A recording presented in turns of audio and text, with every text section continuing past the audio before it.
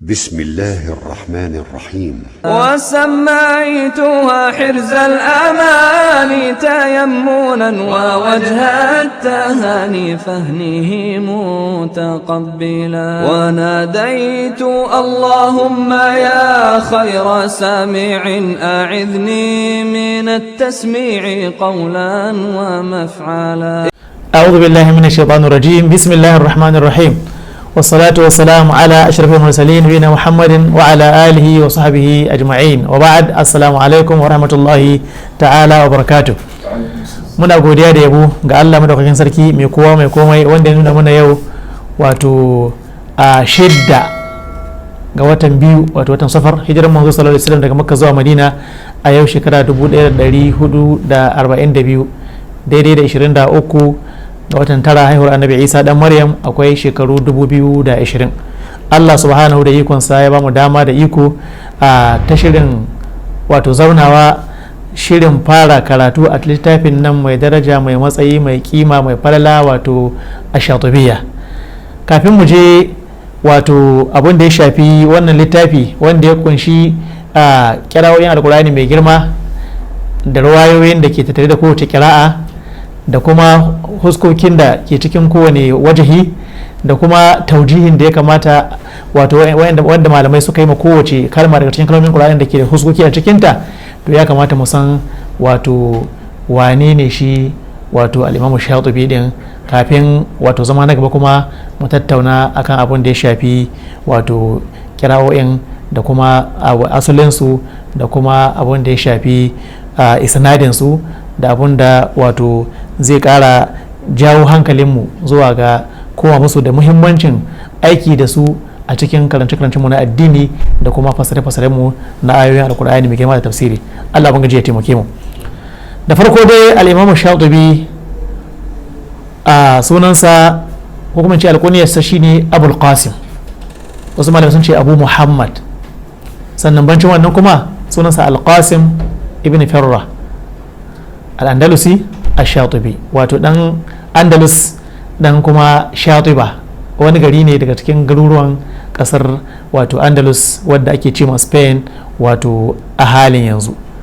Wannan bawan Allah an haife shi shekara 538 a wannan garin, kuma wannan garin nan ya fara karatu har lokacin da ya kai wani mataki na karatu ya kai kololuwa aka waye gari sarkin garin kuma gwamnan garin ko ɗaya daga cikin masu mulkin garin suka gano cewa suna tauraro fa lalle Allah ya taimake su sun samu wata tauraruwa wani haske wani wata a wannan gari, saboda haka ya kamata a azamai wani nauyi daga cikin nauye-nauyen wato ayyukan addinin musulunci. Don haka sai aka kira shi aka shawarce shi aka ce mai ana son a aza maka wani aiki ka hankura ka karba, ba wani aiki bane illa ya zan limamin garin ya kasance shi ke tsara hudubar da dukkanin jama'ar garin ke zuwa suna saurare suna kuma wato amfanuwa, saboda an san cewa ya yi karatun kuma ya zurfi a cikinsa kuma ya kayatas kuma ya kai matakin da zai karbi wannan matsayin a wannan lokacin. To amma fa Allah da ikonsa sai ya sa wato Abul Qasim ya ji cewa gaskiya wannan aikin ba zai karbe shi ba saboda wasu dalilai wa'anda yake gani. Daga cikin wa'annan dalilan shine wannan nauyin zai iya kawo mai tauyewa ga abun da ke gaban shi na ci gaba da haɓaka ilimin shi da kuma watsa shi a cikin al'ummar musulmi. Wannan dalili na farko kenan. Dalili na biyu kuma mahukunta ma'abuta mulki da matsayi suna buƙatar idan kai liman ne wanda suka sanya ko kuma suka ayyana ka, suna da sha'awar a ce idan ka hau minbari za ka rinka ambatar matsayinsu, ka rinka ambatar fadalarsu, ka rinka ambatar ayyukansu, ka rinka yabonsu har da abin da ba su yi ba, shine abin da suke so. To kuma ya tabbatar da cewa kamar yadda ka sani ɗabi'a ce ta sarakuna ba su ana faɗin kurakuransu. To don haka sai ya ji kyamar karɓar wannan matsayin saboda gudun a tilasta mai yin wannan aikin, alhali kuwa lallai ba zai iya yin wannan aikin ba. Don haka da ya bada uzuri ya ce don Allah a taimaka a karbi wannan uzurin nasa, bai ma da lokaci tafiya zai yi zuwa wani aikin hajji. Don haka tafiyar da ya zuwa wani aikin hajji shikenan daga zuwa aikin hajjin nan bai dawo ba, ya sonce daga garin na Shadibiyyah. da ya kammala aikin hajjinsa a ƙasa mai tsarki, ƙasar saudi arabia, kuma ya tsaya ya ci gaba da neman ilimi a wurin malaman da ke wannan yankin. Daga nan kuma ya koma ƙasar misra, can ma wato mahukuntan ƙasar da ya zauna garin ya nemi ilimi wurin malaman ƙasar, garuruwa daban-daban, yankuna daban-daban, su mansura, su sa'id da sauran garuruwan ƙasar misra duka ya bibiye su da karatu, sai da kusan ya tace ilimi ga ainihin malaman da duke wannan yankin, har suke jin ma ai yanzu shi ya kamata a ce malami ne ba wai a ce wato shi ɗalibi ba ne. To shi ya sama wato sarkin ƙasar ko kuma in ce shugaban ƙasar ya ainihin gina mai wata gagarumin makaranta, ya jawo shi domin ya karbe ta ya ci gaba da karantar da al'umma a cikin wannan makaranta da masauki na musamman a wannan aikin da kuma albashi tsayayye. Ya karba na wannan lokaci, amma dai karshe al'amarin da wato bai zarce ba, saboda saboda manuhohin da ke gare shi wanda suka saba makamai da na ambata, abun da sarakuna suke da kwaɗayi ga ainihin wato al'amuransu. Don haka malamin ya kai inda ya kai ta ainihin wannan wato wa'annan karance-karancen. Allah tabaraka wa ta'ala ya kaddara IMAMUSHADIBIY wato ya kai karshe matuƙa, ya kai kololuwa a sanin alkur'ani mai girma da sanin hadisin manzo sallallahu alaihi wasallam da kuma sanin fiqhun musulunci da kuma wato lugal arabiyya alal umum. Don haka sai da aka waye gari an kai lokacin da malaman sai da suka tabbatar da cewa ya cancanci ya kasance shi ma wato tasaddar lil iqra, ma'ana an kafa mai kujera, an kafa mai majalisi don ya kasance wato malamin malamai, sannan malamin addinin musulunci wato a wannan yankin. Don haka ya karbi wannan kuma ya ci gaba. Kuma Allah da ikonsa, tarihin IMAMUSHADIBIY wato bawan Allah an haife shi ne a'ama, wato makaho, kamar yadda Ibn al-Jazari ya ambata game da shi, yake cewa balagana annahu wulida a'ama, wato labari ya iso muna cewa an haife shi wato makaho. Amma ka san dama Allah tabaraka wa ta'ala idan ya jarabe ka wani gefen to kuma sai ya maka baiwa da falala da matsayi ta wani gefen. Hikimar da Allah tabaraka wa ta'ala ya zuba mai da karfin ilimi da basira, to tana iya yiwa canza mai ne Allah ya yi da abin da ya fi zama alkhairi bisa ga wato abin da yake wato halittar da Allah tabaraka wa ta'ala ya yi masa. Ibn Salah, ɗaya daga cikin shahararrun malamai wanda suka abun nan, malaman aljarh wa ta'dil ko kuma malaman hadithi, sun ambaci IMAMUSHADIBIY a cikin tabaqat ash-shafi'iyya, wato ya daga cikin wato manyan malaman da aka ambata a ainihin wato mazhabar a fannin fiqhun musulunci a mazhabar shafi'iyya. Ba shafi'i ne amma kuma wato biduni ta'assub kamar yadda malamai suke cewa. Saboda ya zurfafa a fiqhun malikiya, ya haddace muwatta malik, ya haddace sahihul bukhari, ya haddace sahihul muslim, ya haddace da yawa daga cikin fannonin fiqhun musulunci na mazhabobi daban-daban.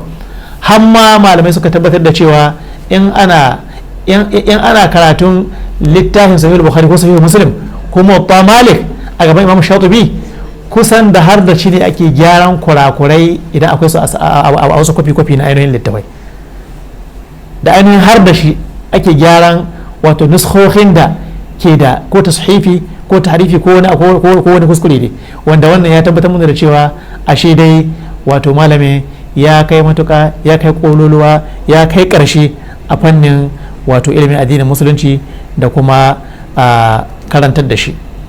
Wannan firra da ake kira mahaifinsa bin firra, wannan kalma ce ajamiyya, wato kawo kalma ce ba ta larabci ba, ma'anarta kamar yadda malamai suka ambata shine alhadid, shine asalin wato ma'anar kalmar. Tana da alaka da wato duk da sunan mahaifinsa ne, abun na da alaka da rayuwar shi ko bai da alaka da rayuwar shi, Allahu a'lam. Allah shine mafi sani kuma shine wato wanda ya fi kowa sani da dace. Imam Sakhawi rahimahullahu ta'ala yake cewa Abul Qasim, wato sunan shi kenan Abul Qasim, ma'ana bai da wani suna illa Abul Qasim, ma'ana alkunyarsa ita ce sunansa. Dama akwai daga cikin mutane wa'anda ba su da wani suna illa alkunyarsu. Wasu kuma alkunyar ce ke zarcewa. Ko cikin sahabban manzo sallallahu alaihi wasallam ai mun san Abu Huraira, mun san Abu Ayyub al-Ansari, mun san wato Abu Sa'id al-Khudri, duk wayannan bayan Allah. Mun san Ummu Ayman, mun san Ummu Sulaim da kuma Ummu Salama. Duk wayannan alkunyar su da ita ake kiran su. Sun waye gari sunan su ma kusan boyayye ne. Don yanzu za a ce ma dalibin ilimi dalibi sunan Abu Huraira, za ka mafi yawancin ɗaliban ilimi ba su sani ba, saboda mi. Amma da an ce Abu Huraira kowa ya san kowa ne shi. Haka Abu Ayyub al-Ansari, haka Abu Sa'id al-Khudri, haka na Ummu Sulaim, haka na Ummu Salama, haka na Ummu Ayman da sauran wato manya-manyan wato malaman abin nan din. Bayan wannan Imam Shadibiy zaman shi a ƙasar Misra, kamar da bayani ya gabata, ya shahara ilmance kuma ya samu daraja da matsayi da falala mai yawan gaske ta gehen mutane. Sun girmama shi bayan girmamawa da Allah tabaraka wa ta'ala ya yi masa. Hamma wani daga cikin malamai ya ambaci wasu baituka da ya ji game da Imam Shadibiy, yake cewa ra'aytu jama'atan fadala afazu bi ru'yati shaykh Misr ash-Shadibiy wa kulluhum yu'azzimuhu wa yuthni ka ta'zim as-sahabati lin-nabiy. Wato naga wasu jama'a fadala, masu fadala, masu daraja, masu matsayi, masu muhimmanci, fazu Allah ya ba su sa'a da nasara bi ru'yati shaykh Misr, da ganin babban malamin nan na kasar Misra ash-Shadibiy, wato Imam ash-Shadibiy. Wa kulluhum yu'azzimuhum wa yuthni, kowa daga cikin su suna girmama Imam ash-Shadibiy, suna ƙara darajanta shi, suna ƙara daga matsayin shi, wa yuthni kuma suna yabansa. Yace ka ta'zim as-sahabati lin-nabiy, kamar da yadda ka san sahabbai suke girmama annabi sallallahu alaihi wa sallam. Wannan kaga ba komai ya kara nuna wannan ba, babu shakka wato kasancewar Allah tabaraka wa ta'ala ya bashi wannan fannin, kuma ya bashi fannoni daban-daban daga cikin fannonin addinin mu wato na musulunci. Allah saka masa da alkhairi, ya kara masa rahama da yarda a yanayin makwancinsa. Imam Shadibiy rahimahullahu ta'ala ya rasu karni na 6, ma'ana shekara ta 590, shekara 590 Allah ya karɓi rayuwarsa wato a ƙasar Misra rahimahullahu ta'ala rahmatan wasi'a. Yana da ɗalibai da yawan gaske, kuma yana da malamai da yawan gaske, sannan kuma yana da littafai su ma masu yawan gaske. Yana da manfur, yana da manzum, ma'ana yana da littafan da ya rubuta su da rubutu na ainihin zube. Akwai kuma manzumomi, ma'ana akwai wasu kasidodi wa'anda su kuma abin nan ba rubutun zube bane, kalam ne manzun, wato baituka ne. Daga cikin littafansa shahararru wa'anda suka shahi nazmun, akwai wannan kasida mai daraja mai matsayi wadda malamai suke cewa ba a irin ta ba, kuma ba a yin irin ta ga zahiri, Allahu a'lam, in dai a wannan fannin ne da kuma wato a wannan gefe na alkur'ani mai girma, wato Hirzul Amaniy wa Wajhut Tahaniy.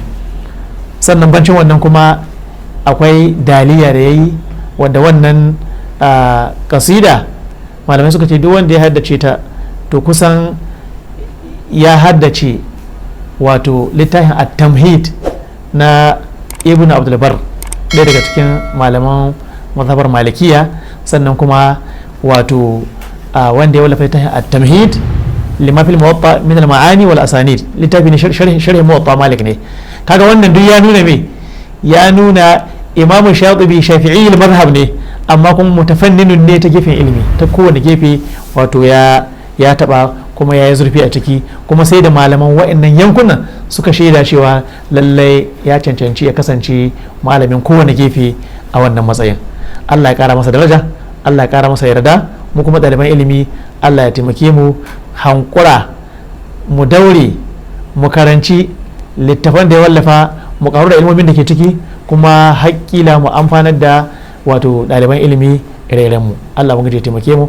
Subhanakallahumma wa bihamdik ashhadu an la ilaha illa ant astaghfiruka wa atubu ilaik. Wassalamu alaikum wa rahmatullahi ta'ala wa barakatuh.